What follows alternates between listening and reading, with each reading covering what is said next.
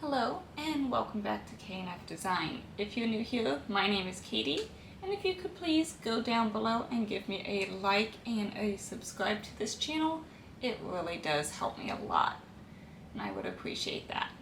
For today, I'm going to show you how I made a photo booth frame for my wedding. I made a large one so I could fit about 3 people into it, because I knew I would have a lot of people trying to get into the frame. But you can always make smaller ones if you would like. I used a poster board, the ones that have that thick foam center, just to give it a little bit more stability. So I would recommend doing that as well.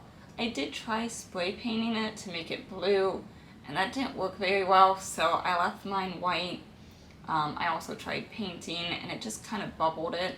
So unless you go with like a smaller size that's already blue or the color that you want, then you might be stuck with the white like I was. But I think it still turned out really pretty all the same, and I was happy with how it turned out.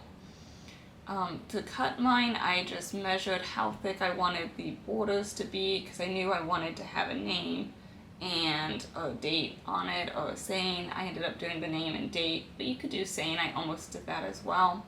So just make sure you know those measurements, and then use a ruler to measure out your center that you want to cut out of your foam board. And then I used a razor blade to cut that out. Once the board was ready to go, then I just made my flowers and used my Cricut to cut some vinyl. I used permanent vinyl. You could also use removable vinyl. It'll work just fine for this as well. So I will show you how I made some of my flowers.